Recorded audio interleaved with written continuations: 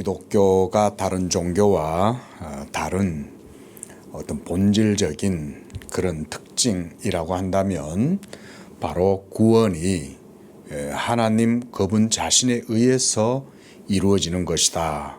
우리가 이렇게 설명을 할 수가 있겠습니다. 그렇다면 다른 종교들은 어떨까요? 우리가 대표적으로 로마 교회, 천주교회죠. 그리고 또 불교, 또 그 외에 여러 많은 종교들이 있죠. 그런데 그런 모든 종교들과 기독교가 완전히 본질적으로 다른 그 구원에 관한 교리, 진리는 다른 종교 같은 경우는 사람이 그 구원을 스스로 찾아가고 인간의 의지나 열정 또는 선행, 공덕, 그래서 결국은 인간의 행위로 구원이 결정되어진다는 데 있고요. 그러나 기독교는 그것과 전혀 다릅니다. 기독교는 오직 하나님 그분 자신, 살아계신 하나님 그분 자신에 의해서 이루어지는 것이 바로 기독교가 다른 종교와 본질적으로 다른 그런 구원이라고 할 수 있겠습니다. 오늘 본문 로마서 8장 29절에도 보면 하나님이 구원을 행하실 때에 먼저 미리 아신 자들 이렇게 말씀을 하고 있습니다. 하나님께서 미리 아시고 그 아신 자들을 정하셨다 이렇게 말씀을 해요. 그러니까 우리가 이런 것을 예정이다 이렇게 말을 하는 거죠. 또 예수 그리스도를 이 선택의 뿌리요 원천이요 또는 선택의 거울이다 또는 기초이다 이렇게도 말씀을 할 수가 있다 그랬죠.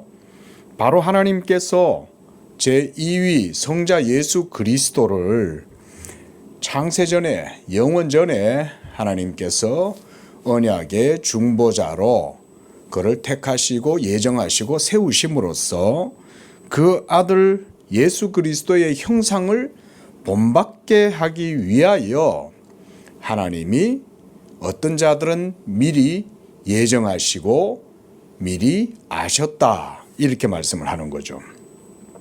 그래서 29절 하반절에 보면 그로 많은 형제 중에서 맏아들이 되게 하려 하심이다. 이 표현은 언약적인 표현입니다. 그러니까 삼위일체 하나님 안에서 이루어진 구속 협약, 우리가 이것을 팍툼 살루티스다 그러죠. 이 구속 협약이 창세전에 삼위일체 하나님 안에서 이루어진 경륜적인 그런 하나님의 작정이었죠. 바로 하나님께서 이 예수 그리스도를 세우시고 그로 말미암아 하나님의 택하신 자들 가운데 맏아들이 되게 하려 하십니다. 하나님이 바로 이 예수 그리스도를 하나님의 택하신 모든 미리 아신 자들의 머리가 되게 하고 그를 통해서 하나님의 구원의 기초가 이루어지도록 했다 이런 말입니다. 그러니까 형제 중에서 예수 그리스도가 맏아들이 되게 하려 했다는 말은 하나님의 예정과 선택의 목적이 결국은 구속 협약을 그 경륜을 이루는 것에 있다는 것을 말씀하는 거예요. 그러니까 너는 내 아들이라 오늘날 내가 너를 세웠다. 너를 낳았다. 내가 내 거룩한 산 시온에 내가 한 왕을 세웠다. 바로 교회의 머리가 되시는 예수 그리스도를 하나님이 예정하시고 그를 택하셔서 보배로운 기초돌, 산돌이 되게 하셨다. 이런 의미라고 할 수가 있습니다. 자, 그 다음 또 30절을 보면 미리 정하셨다. 이거 바로 하나님이 미리 아시는 자들이다 그랬죠. 그러니까 이 미리 정하신 그들을 부르시고 또 부르신 그들을 의롭다 하시고 의롭다 하신 그들을 영화롭게 하셨다. 이것은 우리에게 주어지는 구원의 하나님의 경륜과 섭리 그 과정들을 의미합니다. 그러니까 기독교는 이처럼 어떤 한 사람의 영혼이 어떤 한 개인이 구원을 받을 때에는 그 구원이 사람 그 자신에게서 주어지는 것이 아니라 하나님 그분 자신의 영원 전부터의 선택과 결정과 하나님 그분 자신의 뜻에 따라서 하나님이 미리 예정하시고 예정하신 그들을 미리 아시고 그 아신 그들을 부르시는 거예요. 그래서 30절의 말씀을 보면 여기서 미리 정했다는 말은 하나님이 벌써 선택했고 예정했다 이 말이죠. 그러니까 하나님께 선택되고 예정된 그들을 하나님이 아셨고 그래서 그들을 불러셨다 이 말인 거죠. 그러니까 이 부르심이 하나님께로부터 나오는 거죠. 바로 이 부르심, 바로 이 선택이 그래서 다른 모든 종교에서는 찾을 수가 없습니다. 어떤 종교도 구교라고 스스로 일컫는 저 로마 교회도 이런 하나님의 선택에 대한 말을 해도요, 실제로는 사람의 행위가 하나님의 그 은총에 협력해야 되고 그렇게 해서 사람이 자기 그 협력하는 은총을 입고 자기 스스로 노력하고 그렇게 해서 뭔가 그 행위를 플러스를 해야 되는 거예요. 이 로마 교회의 치명적인 문제가 바로 근본적인 문제가 거기에 있고요. 또 다른 모든 종교들도 마찬가지입니다. 뭐 불교든 도교든 유교든 그 어떤 새로운 신흥 종교라 하더라도 모든 사이비를 포함해서 모든 종교라고 일컫는 집단들은 모두가 다 행위가 그 속에 다 들어가 있습니다. 그래서 교주한테 뭘 바쳐야 되고 교주가 시키는 대로 뭘 해야 되고 또 어떤 가치 있는 행위를 해서 거기에 도달해서 그것을 득해야 그걸 얻어야만이 뭔가를 신에게서부터나 교주에게서나 그걸 받게 되고 뭐 이런 식의 교리가 그들 속에 있죠. 하지만 기독교는 그런 게 아니에요. 예수 그리스도의 복음이 왜 탁월하고 예수 그리스도의 복음이 왜 영광스럽고 예수 그리스도의 복음이 왜 이와 같이 복된 것이냐, 왜 이 예수 그리스도의 복음에는 하나님의 의가 나타난다고 그러냐, 왜 사람이 값없이 믿음으로 의롭다함을 얻고 그렇게 해서 그 복음 가운데 하나님의 영광이 나타날 수 있느냐, 그것은 오로지 모든 구원의 원인과 또 그 모든 기초 이런 것들이 다 하나님 그분 자신에 의해서만 이루어지기 때문에 이것이 바로 다른 모든 종교들과 다른 거예요. 저는 이런 점에서 기독교의 유일성이 바로 그런 것 속에 있다 이렇게 말씀을 드립니다. 그래서 이제 우리가 지금 예정론을 보고 있는데요. 자, 바로 이런 의미에서 하나님이 구원의 주체요. 그래서 우리가 하나님의 모든 구원 사역은 그래서 하나님 그분 자신의 단독 사역이다라고 해서 우리가 모노지즘이다라고 이렇게도 말을 합니다.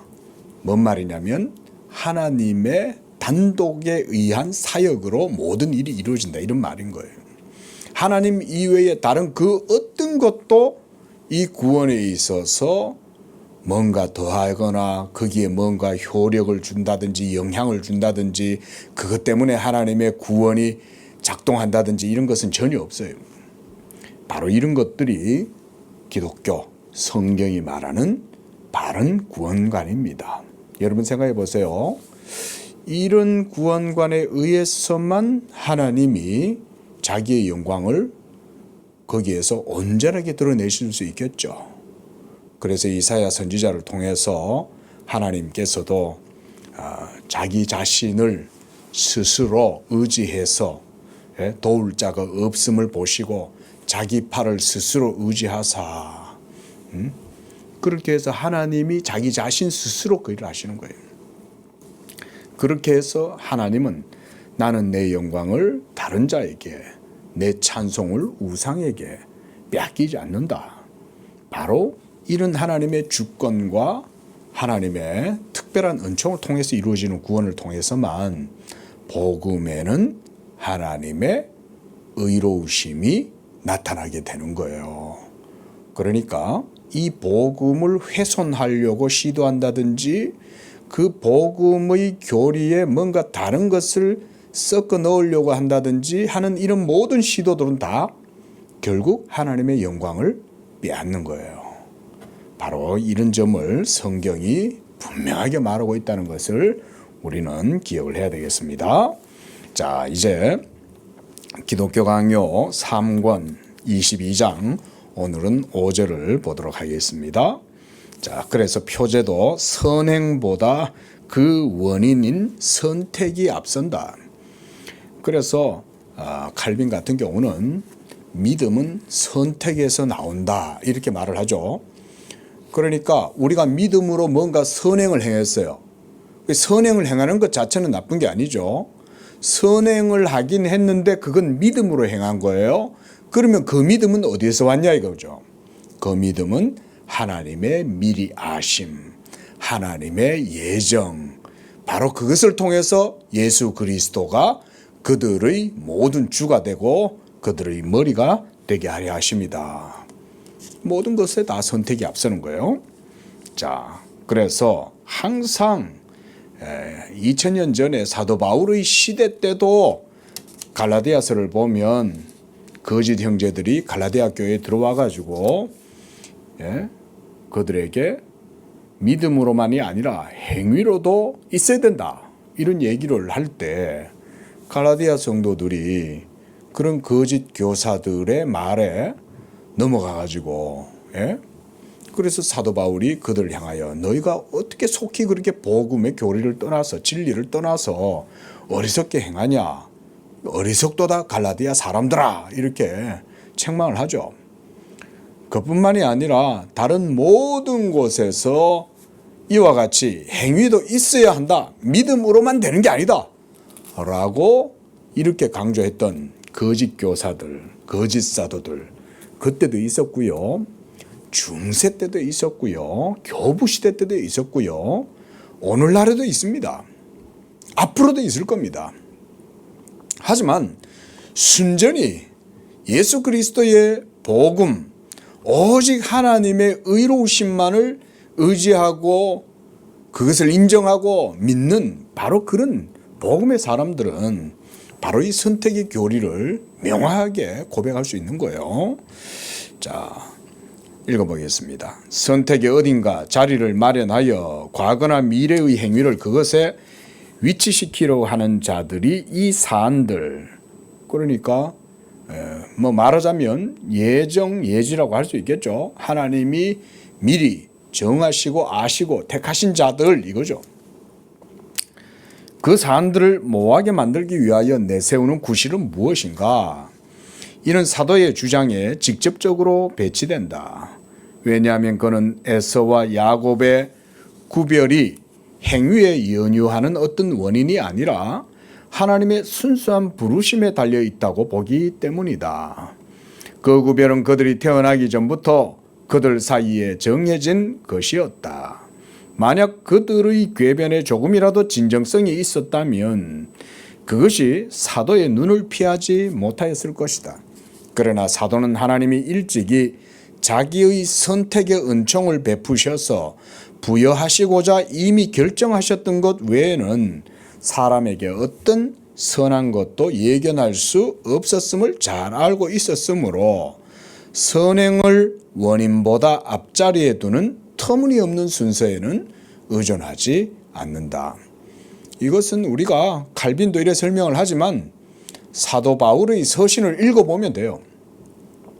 특히 로마서 같은 경우, 특히 9장에서 11장까지의 내용을 보면 하나님의 주권적 선택에 대해서 말을 하죠. 또 더 크게는 성경 전체의 논조가 하나님이 다 하시죠. 하나님이 느부갓네살을 하나님께서 꺾으시기도 하고 세우시기도 하고 어디 그뿐입니까? 하나님은 자연 만물도 창조의 질서조차도 하나님이 때때로 브레이크를 거시려고 마음먹으면 브레이크를 거실 수 있어요.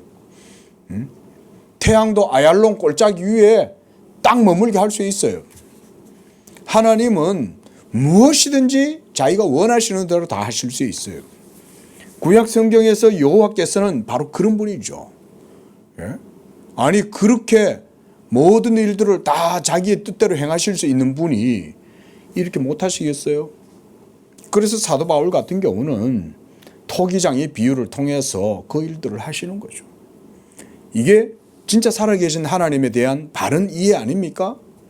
우리는 하나님을 하나님이라고 말하고 하나님이 살아계신다라고 말하고 그 하나님께 기도한다라고 말하고 그 하나님이 응답하시기를 원하고 복 주시기를 원한다고 하면서 왜 그런 하나님은 우리가 인정하지 않느냐? 그렇죠? 또한 예수님조차도 하나님에 대해서 하나님의 존재를 뭐라고 설명합니까? 하나님에게는 너희 머리털ок 하나까지 다 세신바 되신다. 이게 무슨 말입니까? 하나님이 우리의 머리카락 하나까지 그게 몇 가닥인지까지 다 세신다는 거 아니에요? 그 말은 하나님의 정밀한 모든 만물을 하나님은 다 그렇게 아신다, 통찰하신다는 말 아닙니까? 또 그뿐 아니라 보존하고 유지하고 통치하시는 그 모든 것들도 하나님의 주권적인 통치를 행하시죠. 그래서 드레핀 백합화를 봐라. 길쌈하지도 않고 수고하지도 않는데도 하나님이 저희를 입히신다. 그래서 아름다운, 그래서 솔로몬의 입은 모든 영광보다 백합화의 아름다움이 더 아름답지 않냐. 또 하늘에 날아다니는 참새 한 아사리온도 하나님의 허락하심이 없으면 떨어지지 않는다. 자, 어때요? 성경 속에는 이런 하나님의 존재성이 우리가 생각하는 것 이상으로 훨씬 더 실제적이다. 여러분 진짜 리얼리티라는 거는 오직 하나님 그분 자신에게만 적용될 수 있는 말이에요. 우리의 리얼리티는 사실상 안개와 같은 거예요. 우리가 뭔가 오감으로 경험하고 인식하고 접촉하고 그렇게 해서 뭔가 체험했다 아무리 말을 한다 하더라도 여러분 그런 느낌 그런 경험은 하나님의 리얼리티와는 우리가 비교할 수 없어요. 하나님은 그 자체로 순간에 모든 걸 아시고 또한 모든 것을 아시는 것도 하나님 그분 자신의 의지와 떨어지지 않아요. 그렇다고 제가 무슨 범신론을 얘기하는 게 아니에요. 하나님은 모든 걸 다 아시는 거예요. 그것도 순간에 영원히 아시는 거예요. 제가 일전에도 여러분들께 영원한 현재에 대해서 설명을 좀 드렸는데요. 자, 하나님의 아심은 순간에 영원히 또 모두 전체를 다 알아요. 하나님은 순간에 영원히 모두 다 아신다는 말은 이 하나님의 아심, 지시 하나님의 아심은 이처럼 모든 만물을 다 순간의 영원한 현재 가운데에 다 파악하신다는 말이잖아요. 그런데 이것을 우리가 범신론이라고 보면 안 됩니다. 범신론과는 틀려요. 범신론은 그래 따지면 자기를 객체화할 수 없어요. 범신론은. 네? 그러니까 이 모든 세계를 하나님이 객관적 대상으로 파악하시는 거예요. 주관적으로 아시는 게 아닙니다. 하나님 자신에게는. 하나님은 대상 모든 것들을 다 대상성을 갖고 다 파악하시는 거예요. 그러니까 이 모든 대상들 자신은 하나님이 아니에요. 하나님이 창조하신 거예요. 그리고 하나님의 명령에 의해서 또 통치에 의해서 하나님의 행위에 의해서 이루어지는 겁니다. 이런 모든 것들은 다. 그러니까 우리가 범신론은 명백히 우리가 바른 성경적 개념에서는 이 범신론은 명확하게 우리가 배격할 수 있어야 됩니다.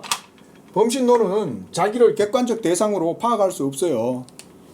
소위 우리가 해겔의 변증법, 절대정신의 자기 어떤 체계화, 자기 구현 이런 가령 우리가 뭐 해겔 있죠. 해겔 철학자 변증법을 주장했던 이 해겔은 절대정신의 자기 말하자면 자기 구현이에요. 자기를 펼치는 거예요. 그런 것에서는 객관적 자기 통찰이나 이런 것이 있을 수가 없죠. 그러나 살아계신 하나님 그분 자신은 영원한 모든 것들을 다 아시면서도 사실상 모든 창조하신 그분의 모든 세계와는 하나님이 딱 객체로 이렇게 인식하시는 거예요. 하나님이. 자, 어쨌든 하나님은 그런 분이다. 이거 하나님은 여러분 우리가 바로 이런 하나님, 우리 기독교는 바로 이런 살아계신 하나님을 우리가 믿는 겁니다. 여러분 꼭 이런 믿음으로 늘 하나님의 하나님 되심 그것을 인정하시기를 바라요. 자, 그다음 두 번째 문단입니다. 사도가 전하는 말씀에 따라서 우리는 신자들의 구원이 오직 하나님의 선택의 의지에 기반하고 있다는 사실과 이러한 호의가 행위에 의해서 획득되는 게 아니라 값없는 부르심을 통해서 이루어진다는 사실을 우리는 견지한다 그랬습니다. 자, 그 예로 이제 갈비는 그 두 번째 밑에 내려오면 동일한 부모에게 태어난 에서와 야곱은 여전히 아직 태어나지도 않았어요. 태중에 있었어요. 그런데 이미 하나님께서 리브가에게 그 말하는 거죠. 리브가가 쌍태를 이제 임신을 했는데 얘네들이 벌써 뱃속에 있을 때부터 서로 막 아웅다웅 싸우는 거예요. 그러니까 아유 얘들아 너희들은 왜 이렇게 내 속에서 야단이야 이랬더니 하나님이 이 리브가한테 말씀하시는 거죠. 네 태중에 두 국민이 있다. 하나님이 이렇게 말씀하시죠. 두 아이 쌍둥이가 있다. 이렇게 얘기 안 하시고 왜 두 국민이라고 그랬겠어요. 미리 하나님이 다 예견하시는 거죠. 이 태어날 쌍둥이들의 운명은 하나님의 미리 아심 가운데 있는 거예요. 그리고 하나님이 정하신 거예요. 하나님이 미리 아셨다는 말은 이미 정해진 거예요. 하나님에 의해서 정해진 것이고 하나님은 자기의 작정하신 뜻을 아시는 거예요. 자기가. 여러분 하나님이 모든 행하시는 일들에 대한 아심은 자기 자신을 근거로 하는 겁니다. 여러분들 이런 것들을 여러분들이 좀 들으시는 게 익숙해지셔야 돼요. 여러분 우리 너무나 신관념이 너무나 세속화되어 있는 경우가 많아요. 복음주의적인 신관념, 애매모호한 신관념, 철학에 물든 신관념, 실존주의적 신관념, 철학에 경도된 신관념들이 오늘날 성도들 가운데 너무 많이 스며들어와 있어요. 심지어 우리 성도들조차 잘 몰라요. 복음주의권 안에 있는 분들도 그 논리 속에 그 이론 속에 모두 다 파묻혀 있기 때문에 그걸 잘 몰라요. 그래서 우리가 더더욱이 성경을 집중해야 돼요. 성경에 더더욱 창념해야 돼요. 성경이 말씀하시는 바대로 하나님을 이해하려고 노력해야 됩니다. 자, 이렇게 해서 벌써 리브가의 태중에 에서와 야곱이 있었는데 자, 거기서 한 셋째 내려오십시오. 그래서 그가 한 사람은 취하시고 다른 사람은 물리치시기 때문이다. 한 사람이 다른 사람보다 뛰어났던 것은 오직 장자 상속권 때문이었다. 이건 에서죠. 자, 에서가 야곱이 처음에는 죄송합니다. 이삭이 처음에는 에서한테 축복해 주려고 했잖아요. 왜냐하면 관례적으로 보면 장자권이 바로 에서에게 있기 때문이죠. 그래서 이삭은 이 에서한테 축복을 해 주려고 야, 너 오늘 가가지고 사냥해가지고 고기를 좀 가져와 봐. 내가 그걸 먹고 내가 아주 그냥 너 마음껏 내가 축복할게 이랬는데 그 아버지가 그 축복을 야곱한테 줘버리는 거죠. 근데 그게 야곱의 간사함으로 인해서 된 것 같지만 그렇게 된 건 하나님의 섭리였던 거죠. 우리가 원인적으로 보자면 그렇게 보는 거죠. 자, 그래서 그러나 심지어 그거조차 무시되고 형에게 이 장자권이 전달되는 게 거부되었어요. 그리고 아우에게 주어졌다 그랬습니다. 그러면서 그 바로 밑에 보세요. 그 밑에 문단. 실로 다른 경우에 있었어도 하나님은 자기의 정해진 계획에 따라 언제나 장자의 권리를 경멸하심으로 육체의 자랑거리가 될 모든 것을 제거하시는 듯하다 그랬습니다. 자, 우리가 예정론 하면서 제가 종종 강조드리는 게 있죠. 왜 하나님이 이렇게 하실까라는 거예요. 제가 지난 여러 차례 우리가 예정론 들어오면서 우리가 얘기를 했죠. 우리는 예정이 아니고 예지이다 이렇게 말씀을 드렸습니다. 근데 하나님께서 왜 이렇게 하시냐는 거예요. 그 가장 중요한 것 가운데 하나가 뭐냐면 하나님의 영광이 나타나도록 하기 위해서예요. 이 하나님의 영광이 나타나려면 하나님의 주권이 시행되어져야 됩니다. 그리고 이 주권을 통해서 하나님의 선택이 나타나게 됩니다. 그리고 이 선택은 결국 하나님의 영광과 판단을 보여주는 거예요. 판단. 하나님의 판단. 그러니까 이렇게 하나님께서 모든 일들을 행하실 때는 하나님의 영광에 어떻게 돼야 될까요? 일치돼야 되겠죠. 하나님의 영광에 일치될 때라야 하나님의 이런 모든 행동은 하나님 그분 자신에게 합당하겠죠. 그렇죠? 합당해야 또한 하나님이 만족하시겠죠. 하나님이 만족하신다 이 말이요. 그러면 하나님이 만족하실 때는 그 모든 만족의 기준은 바로 하나님의 영광과 함께 하나님의 의로우심입니다. 자, 여기서 바로 우리가 사도 바울이 복음의 교리를 가르칠 때 가장 중요하게 여기는 하나님의 의가 여기 있는 거예요. 복음에는 하나님의 의가 나타난다. 바로 이런 게 복음이죠. 여러분, 이게 기독교가 다른 종교와 다른 점이에요. 꼭 기억하세요. 그래서 이 하나님의 의로우심은 하나님의 영광과 일맥상통하고 일치해요. 예? 하나님의 영광과 하나님의 의로우심은 떨어지지 않아요. 예? 둘이 만족돼요. 예? 그래서 일치하는 거예요. 일치. 만약 이것이 깨어진다면 하나님의 영광이 온전하게 드러나지 못하겠죠.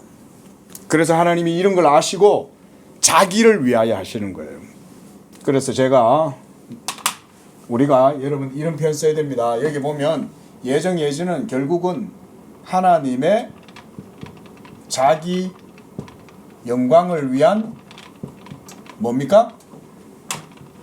자기 열심이에요. 여호와의 열심이 이를 이루리라. 하나님의 자기 영광을 위한 자기 열심이 바로 이런 모든 하나님의 선택과 예정과 작정과 구원, 부르심, 이 모든 것에 다 이게 작용하는 거예요. 이런 것이 우리 개혁주의의 구원관이고 이게 기독교가 다른 종교와 다른 유일성이에요. 예? 그러니까 참 하나님이냐 가짜 하나님이냐 결국 이거예요. 결국 예? 참 하나님이냐 가짜 하나님이냐. 여기가 핵심 포인트입니다. 자, 6절 보겠습니다. 하나님이 미리 정하신 뜻과 아심받은 대로 값없이 택하셨다.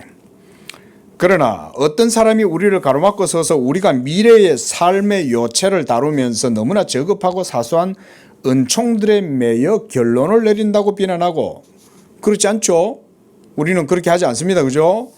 우리의 이 예정 예지를 주장하는 그 모든 성경적 이해와 원리, 그 본질, 기초, 공식, 그건 뭐 때문입니까? 바로 이거죠. 제가 방금 설명드린 이런 거죠. 이런 게 여러분 하나님의 구원에 있어서 복음의 영광, 하나님 그분 자신의 의로움을 드러내시는 하나님 자신의 열심에 의해서 이루어지는 게 이런 거죠.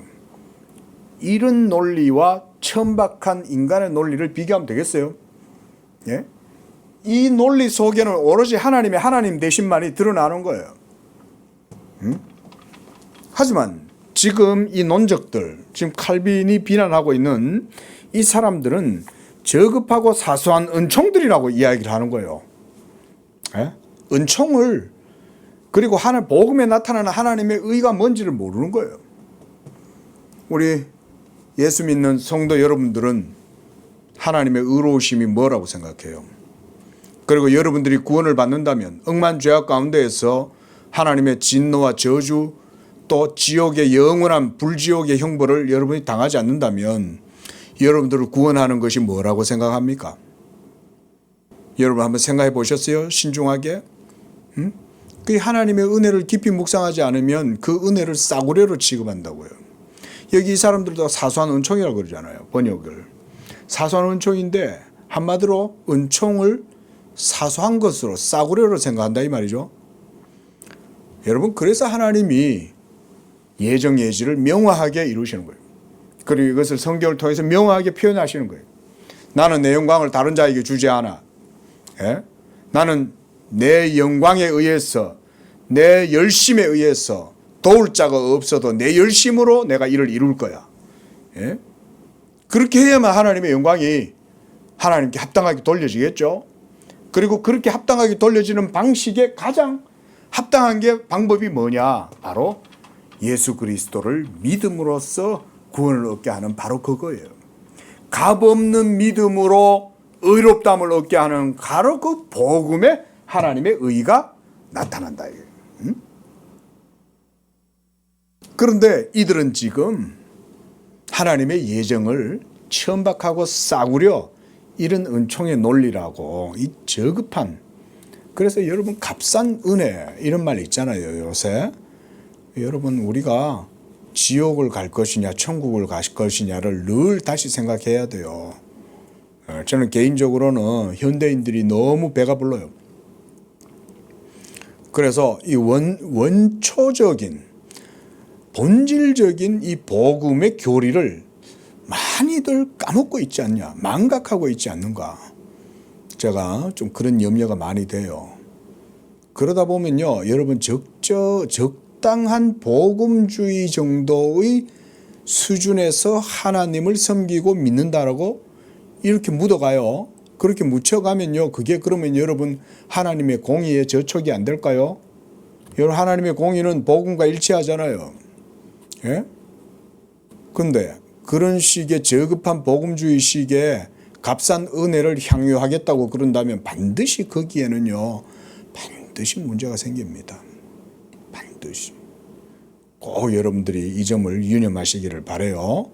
그래서 이 말씀을 듣는 그런 어떤 분들이 있다면 여러분들도 여러분들의 신앙이 정말 내가 진짜 참 하나님을 바르게 믿고 있는가, 성경이 계시하는 바 그 살아계신 참 하나님, 그분을 내가 진짜 바르게 믿고 있는가를 다시 한번 살펴보시기를 권해드려요. 자, 그래서 이런 것에 매여 결론을 내린다고 비난하고 장자 상속권의 영예를 누릴 만큼 높아진 사람이라 해서 하늘 기업으로서 취택된 사람이라고 간주해서는 안 된다고 항변한다고 치자, 매우 많은 사람들이 이러한 잘못된 입장에 서서 심지어 바울조차도 많은 증언들을 인용함에 있어 성경을 곡해하여 생소한 의미로 해석한다고 비난을 아끼지 않고 힐난한다. 심지어 사도 바울조차도 이제 비난한다 이거죠. 바울이 성경을 잘못 해석했어, 바울이 성경을 잘못 이해했어, 이런 식인 거죠. 자, 나는 앞에서도 그랬지만 사도가 무지의 소치로 성경의 증언들을 왜곡시키지 않았으며 사악하게 그것들을 남용하지도 않았다고 대답하고자 한다. 그러나 그는 이러한 억지를 부리는 자들이 감히 수용할 수 없는 사실을 깨닫고 있었다. 그게 뭘까요? 이거죠. 예. 하나님 안 믿는 분들이나 불신하는 하는 자들이나, 예? 혼합된 복음주의와 같은 싸구려 은혜를 의지하는 사람들은 여러분 이런 은혜를, 이런 하나님의 의가 나타나는 이런 복음에 영광스럽고 복되고 탁월한 이런 논리를 이해하겠어요? 사도 바울은 이해하겠죠. 아, 그거 내가 전한 복음 맞아, 이렇게 얘기하겠죠. 예? 내가 토기장이 비유했을 때 바로 이거 얘기한 거야. 하나님의 영광에 대해서 얘기한 거야. 이는 만물이 주에게서 나오고 주로 말미암고 주에게로 돌아간다고 그랬잖아. 예? 하나님이 다른 박질하는 자로 말미암지 않고, 예? 오로지 부르시는 이로 말미암아 되는 거라고 내가 얘기했잖아.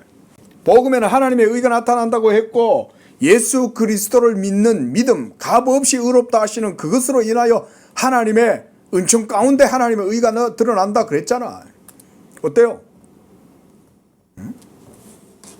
성경의 진리가 뭐하냐고요. 그러니까 자기네들이 뭐하게 혼미해져, 영혼이 혼미해가지고, 예? 진리를 바로 앞에 놔두고도 글로 이렇게 명백하게 기록되었는데도 진리를 분간을 못하는 건 뭐 때문일까요?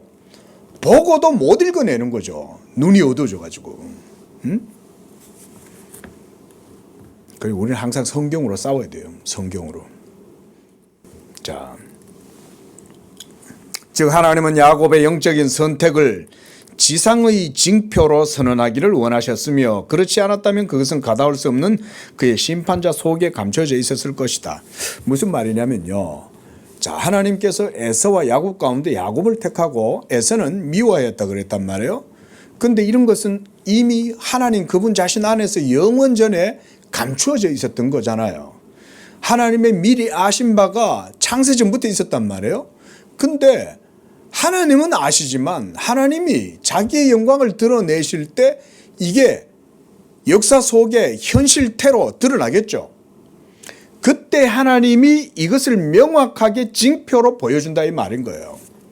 예. 그래서 이 선택이 지상의 징표로 드러나게 하셨다는 것입니다. 그래서 나중에는 결국 에서는 이삭의 기업을 차지하지 못합니다. 그래서 에돔 족속들은 가나안 밖으로 나가서 따로 살아요. 나중에 에돔 족속이 되는 거죠. 하지만 야곱 족속은 그 가나안 땅을 다시 차지하죠. 예? 야곱이 늙어가지고 요셉을 따라서 애굽으로 내려갔다가 또 400년 후에는 다시금 또 300년 후에는 다시금 또 돌아오고 이런 과정 속에 그들은 다시 약속의 땅 가나안으로 들어가잖아요. 그런 게 모두가 다 하나님의 선택의 징표가 그렇게 나타나는 거죠. 만약 우리가 야곱에게 부여된 장자 상속권을 오는 세대에 관련시키지 않는다면 그 은총은 일종의 헛되고 가소로운 웃음거리, 말하자면 뭐 관념, 추상, 뭐 사변, 말만 한 것이다 뭐 이렇게 되겠죠. 그러나 하나님의 야곱을 향한 선택과 하나님의 예정하심은 분명히 표지로 드러난다 이 말인 거예요. 그건 현실적인 거다 이거예요. 비록 영원전에 삼일체 하나님 안에서 이루어진 것일지라도 반드시 때가 되면 야곱을 통해서 이루어지고 드러난다. 그리고 그런 하나님의 예정과 선택은 예수 그리스도에게 그대로 연결되죠. 이런 게 원래는 중요한 내용이에요. 자, 그래서 거기서 한 셋째 줄 내려오면 자기 나라에 속한 자기의 종을 위하여 미리 준비하셨던 영적이며 사라지지 않는 은총들을 그래서 증언하셨다는 거예요. 이건 저는 여러분들에게도 동일하게 적용되는 것입니다. 예수 믿는 여러분들에게도 하나님의 선택의 징표가 반드시 나타납니다. 하나님은 자기의 택한 백성들을 그냥 내버려 두지 않습니다. 야, 너 예정됐고 하나님께 선택받았으니까 너 어째 해가지고 분명히 천국 가게 될 거야. 하나님은 이런 식으로 하지 않습니다. 하나님은 자기의 택한 백성들과 함께 하십니다. 함께 하면서 그들의 문제를 자기의 문제로 인식하십니다. 그러면서 그들과 싸우기도 하고 그들을 위로하기도 하고 그들과 슬퍼하기도 합니다. 그러면서도 하나님은 아버지 하나님의 택하심과 그의 뜻을 따라서 자기의 택한 백성들을 이끌고 반드시 그들을 향한 하나님의 택하심, 미리 아심이 여러분들의 당대에, 여러분들의 현실적 삶 속에 징표로 드러내기를 하나님이 기뻐하셔요. 여러분이 믿으셔야 돼요. 여러분, 하나님의 선택과 구원은 장난이 아니에요. 그냥 관념이 아니에요. 허상이 아니에요. 말만 하는 게 아니에요. 실제로 자기의 열심으로 하나님은 자기의 택한 백성들에게 자기의 영광을 드러내시기를 원하고, 그 백성들이 그런 영광을 인식하기를 하나님은 원하세요. 그걸 기뻐하시는 거예요. 뭐 때문에요? 모두 다 이런 것 때문에 그래요. 하나님의 의에 일치되고 만족되고 충족되기 위해서. 하나님이 결국은 자기를 위하여 하시는 거예요. 그래서 시편 기자가 여호와는 나의 목자시니 내가 부족함이 없으리로다. 그가 나를 푸른 초장에 넣으셔 쉴만한 물가로 인도하신다고 할 때 자기의 이름을 위하여 나를 인도하신다 이렇게 말하죠. 하나님은 자기를 위하여 여러분들을 택하신 거예요. 이 사실을 꼭 기억하세요. 자, 그래서 거기서도 또 세 번째 줄 밑에도 계속 그런 얘기입니다. 가나안 땅이 그래서 하늘 처소의 보증이다. 예? 가나안 땅. 그러니까 야곱이 결국은 이 가나안 땅에 묻히잖아요. 예? 그리고 요셉도 자기의 유골을 가지고 모세가 들고 요셉의 유골도 가나안 땅에 들고 들어가잖아요. 그 언약의 표징, 하나님이 내가 너와 함께 한다. 너는 하나님의 택한 백성이다 라고 하는 징표를 이런 외적인 사물들이라든가 지형, 지물들을 이용해서 하나님이 보증으로 덧붙여 주시는 겁니다. 자, 그 다음 708쪽입니다. 그러므로 야곱은 하나님의 예정에 의해 선택되었으며 배척당한 에서와 구별된다. 하나님이 그걸 드러내 보이는 거예요. 이거를. 하나님의 예정, 선택이 드러나기를 하나님은 원하시는 거예요. 그리고 공로에 있어서는 야곱이나 에서나 둘 다 똑같다는 거죠. 똑같은데, 그런데, 자, 로마서 9장 15절에서 하나님이 이렇게 말씀하시죠. 모세에게 내가 긍휼히 여길 자를 긍휼히 여기고 불쌍히 여길 자를 불쌍히 여긴다. 이것은 하나님의 선택에 의해서 이루어진다는 거죠. 자, 그래서 그 밑에 줄 보면 그는 사람들에게 복을 주실 때 그들 자신 가운데 어떤 이유도 찾지 않으시고, 그러니까 복을 주시는 건 오로지 하나님 그분 자신이 원인이지 그 사람들의 됨됨이나 어떤 조건에 의해서 이루어지는 게 아니다 이런 말이에요. 그래서 거기 칼빈은 이렇게 표현합니다. 오직 자기 자신의 자비에서만 그 이유를 취하신다. 자, 이런 표현들이 바로 뭐냐면 오로지 하나님의 행위는 하나님 그분 자신의 영광에 일치되고 만족되고 합당한 방식으로만 이루어진다는 거예요. 그게 바로 뭐냐? 자비다.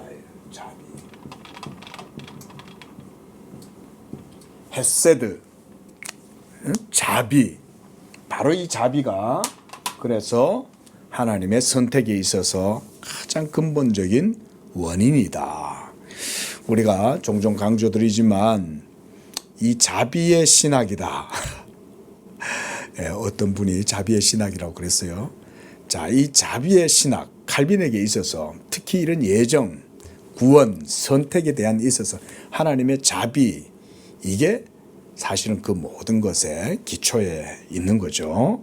그래서 오직 자기 자신의 자비에서만 그 이유를 취하시고 또 그들 자신에 대한 구원은 그 하나님 그분 자신의 일이다 이 말이죠. 하나님이 당신의 구원을 오직 그 자신 속에서 수립하셨는데 왜 당신은 그 원인을 자꾸 당신 안에서 찾으려고 하느냐. 침잠한다는 말은 왜 당신 속에 자꾸 기어들어가가지고 그 속에서 찾으려고 하느냐 이 말이죠. 자, 그가 오직 그 자신의 자비로서 당신을 지명하셨는데 왜 당신의 공로에 자꾸 거기에 창념하냐. 그는 당신의 생각을 오직 그 자신의 자비의 속에 제한시키는데 왜 당신은 일부나마 당신 자신의 행위에 관심을 기울이십니까? 이러는 거죠. 자, 여러분들의 예수 믿는 믿음도 점검해 보시기를 바랍니다. 여러분들은 예수님을 믿는다고도 말하면서도 적절히 나도 믿고 내 능력도 믿고 내 지혜도 믿고 내 의지도 믿고 그러고 하나님을 믿는다고 하지 않는지. 자, 오로지 하나님의 그분 자신의 자비만을 굳게 붙든다면 우리는 예수 십자가 앞에 우리를 다 내려놔야 돼요. 그러므로 우리는 바울이 다른 곳에 기록하고 있는 로마서 11장 2절에 하나님이 미리 하신 소수의 사람들로 나아가야 한다. 하나님이 그들을 미리 아신 바 되었다는 것은 우리와 맞서는 자들이 상상하듯 한가한 망루에서 자기가 행하지 않은 것들을 예지하고 계셨다는 뜻이 아니다. 바울이 이렇게 전하는 것은 우리가 발견하게 되는 통상의 용례를 쫓는 것이다.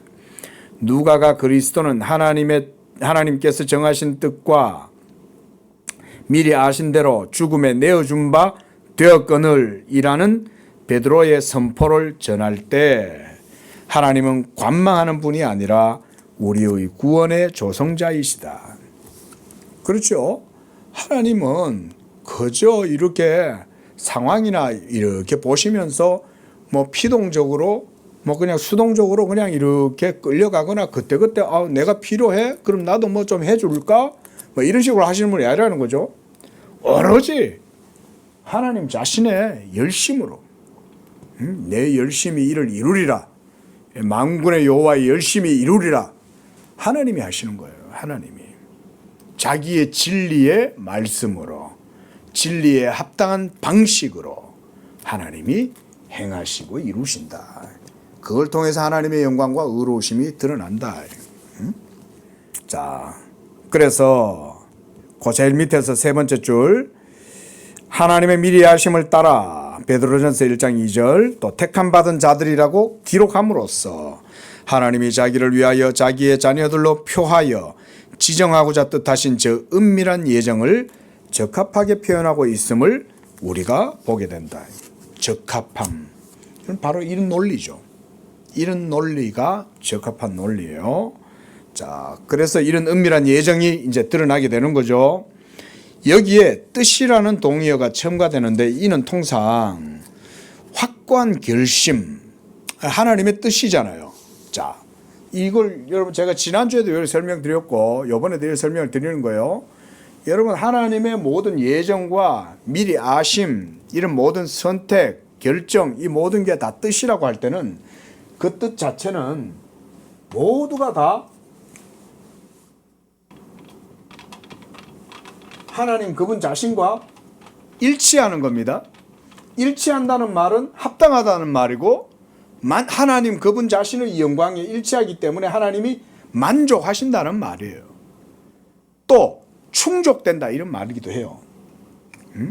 그러니까 하나님의 의로우심이 전혀 손상을 입지 않는 거죠. 훼손되지 않는 거예요. 예? 그 대표적인 설명이 이제 로마서 3장에 있는 그런 내용이에요. 잠깐만 보세요. 로마서 3장. 자, 그래서 사도 바울이 여기서 이런 표현을 쓰는 거예요. 자, 로마서 3장 25절 보십시오. 자, 이 예수를 하나님이 그의 피로써 믿음으로 말미암아 화목제물로 세우시고 그다음 하나님이 길이 참으시는 중에 예수 믿는 자들의 죄를 믿음으로 간과해 주시는, 그래 너 이제 죄 없어 이렇게 해주신다는 거죠. 그런데 그렇게 하심으로써 하나님의 의로우심이 충족되는 거예요. 그래서 자기도 의로우시다는 거예요. 자기의 의로우심을 나타내려 했다는 거예요. 이게 복음이 하나님의 의를 드러내는 것이 바로 이런 것 때문에 그런 거예요. 그래서 26절에도 보세요. 자기의 의로우심을 나타내사 자기도 의로우시면서 하나님의 의가 훼손되지 않고, 예? 하나님의 의가 깨어지지 않고 하나님의 영광에 일치하면서도 이런 의미예요. 이게. 그러면서도 또한 예수 믿는 자를 값없이 의롭다 해주심에 있어서 하나님의 자비와 사랑이 거기에서 입맞춤하고 거기에서 충족되는 거예요. 충족. 괴리가 없어요. 예? 일치하는 거예요. 하나님의 진리가 예수 그리스도의 십자가의 복음은 하나님의 영광과 주권과 의로우심과 이런 모든 것에 완전히 일치되는 거예요. 예? 그러니까 하나님이 자기의 의로우심을 드러내는 거예요. 이런 게. 이 하나님의 뜻이요. 확고한 결심이 바로 이렇게 서는 거예요. 그래서 이로써 하나님이 우리의 구원의 조성자로 자기 자신을 벗어나지 않으심이 의심할 여지 없는 사실이다. 그렇죠? 하나님은 이렇게 우리의 구원을 이루십니다. 이렇게 하셔야 이게 진짜 하나님답게 하시는 거죠. 하나님의 하나님 되심이 이렇게 드러나는 거예요. 그래서 고난 밑에 줄 그리스도가 창세전부터 미리 알리신 바 되신 어린 양 베드로전서 1장 19절 20절 자 창세전부터 미리 알리신 바 된 어린 양이다. 또 베드로는 예수 그리스도를 모퉁이 돌이요 또 예수 그리스도는 너희를 위하여 예정하신 예수 그리스도다. 하나님의 택하신 보배로운 산돌이다 이렇게 표현하죠. 그래서 우리가 예수 그리스도를 선택의 기초, 선택의 거울 뭐 이렇게도 표현한다 그랬습니다. 자, 그다음 밑에 문단. 바울에 의하면 하나님이 미리 아신 바 된 사람들은 하나님의 이름을 자기들의 것이라고 거짓 주장을 일삼는 무리 가운데 지극히 일부가 섞여 있다. 바울은 다른 곳에 단지 그럴듯한 가면을 쓰고 있을 뿐인 자들이 자기들이 경건한 사람들 가운데 주요한 자리를 차지하고 있다고 주장하면서 허세를 떠는 것을 억제하기 위해 디모데후서 2장 19절에 주께서 자기 백성을 아신다. 뭐 이뿐 아니죠. 양들은 목자의 음성을 알고 목자는 자기의 양을 아시잖아요. 그렇죠? 그러니까 예수님은 여러분들을 알아요. 너는 내 것이다. 너는 내가 택한 백성이다. 예? 이 다 압니다. 하나님이. 안심하세요. 자, 쭉 넘어가서 고산 네 번째 줄 내려오면 다른 부류는 그들과 분리된 사람들로서 하나님 앞에 있으며 사람의 눈에는 감춰져 있어요. 여러분 세상은 여러분들을 몰라요. 또 여러분들을 인정해 주지도 않아요. 하지만 하나님은 여러분을 알아요. 사람들 눈에는 감춰져 있어요. 의심할 바 없이 이 본문은 하나님이 긍휼히 여기고자 원하신 자들에게 긍휼을 베푸신다는 모세의 말씀으로부터 취한다. 그 밑에 줄 하나님은 통상적인 자녀 삼으심 가운데 어떤 사람들은 한층 더 거룩한 보화와 같이 여기셔서 자, 은혜롭습니다. 그렇죠? 우리를 보화로 여겨주신다는 거예요. 참 감사합니다. 그래서 특별한 은총을 베푸신다는 점과 통상적인 언약이 있다고 해서 적은 수가 통상적인 대열에서 벗어나 따로 서는 것을 가로막지는 못한다는 점을 함의하고 있다. 하나님은 자기 자신이 값없이 나누어 주시는 분이시며 그 일을 판단하시는 분이심을 드러내시기 위하여 말씀드렸죠. 우리를 구원하시는 이런 예정과 선택과 구속의 모든 과정은 하나님의 주권적인 뜻에 의해서 이루어지기 때문에 때때로 하나님이 자기 영광을 드러내기에 적당하고 합당한 어떤 일이라면 때때로 하나님이 이걸 강력하게 드러내 보여주실 때도 있어요. 예. 하나님이 뭐 그냥 바람이 그냥 스쳐 지나가듯 강물이 흘러가듯 그냥 모든 걸 그대로 내버려 두시는 분이 아니에요. 여러분 하나님은 때때로 이렇게 하셔요. 자기가 한 사람에게 다른 사람보다 더 많은 자비를 베풀기를 원하시는 것은 오직 그것을 마음에 들어 하시기 때문이라고 선언하신다. 왜 하나님이 마음에 들어 하셨을까요? 뭐 때문에? 하나님의 영광에 일치하고 합당하고 충족되고 만족되고 그래서 하나님의 의가 나타나기 때문에 하나님이 마음에 들어 하시는 거예요. 여러분 이거 꼭 기억하세요. 아주 중요한 내용입니다. 복음주의는 이런 이해를 못해요. 별로 또 알고 싶어 하지도 않아요. 그냥. 그러나 개혁주의는 여러분들이 정말 참된 진정한 개혁주의 신앙의 정수를 여러분들이 바르게 알고 하나님께 정말 영광을 돌리고자 한다면 여러분 이거는 기본적으로 이해하고 있어야 돼요. 그래야 그 은혜가 귀하지. 그 자비가 귀하고 값없이 베풀어 주시는 긍휼과 자비가 얼마나 큰지 알죠. 왜냐하면 하나님은 자비를 참는 사람을 거절하지 않고 받아들이셔서 자비를 베풀지만 그 사람에게 먼저 주어지거나 그 사람이 부분적으로 획득하여 자신의 것으로 삼는 호의는 자기 것이기 때문에 자기에게 찬송을 돌림이 마땅하다고 주장하신다. 하나님이 자기에게 찬송을 다 돌려요. 예? 이 고백을 받으시기를 하나님이 원하시는 거예요. 그러니까 여러분 오직 은혜, 예? 오직 이 하나님의 긍휼하심과 그 은총, 그의 의로우심이 그래서 예지를 그래서 우리가 중요하게 여기는 거예요. 예? 여기는 사람의 영광이 나타나죠. 하나님께 영광을 안 돌려요. 그래서 복음주의자들이 때때로 일로 많이 기울어 가요. 예. 그러면 이거 잘못된 거예요. 여러분 바른 지식이 아니에요. 자, 기도하겠습니다. 거룩하시고 자비로우신 하나님 아버지, 감사와 찬양을 드립니다.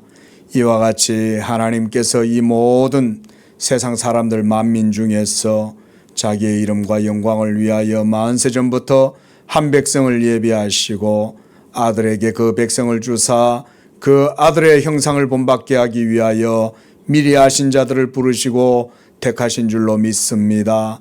오늘 이 시대에 우리가 살아가는 이 시대 속에도 하나님이 그와 같이 자기의 아신 자들을 부르시고 그 부르신 자들을 또한 영화롭게 하시고 하나님의 영광과 하나님의 의로우심이 이 복음을 통하여 드러나게 하시기를 기뻐하시는 줄로 믿습니다.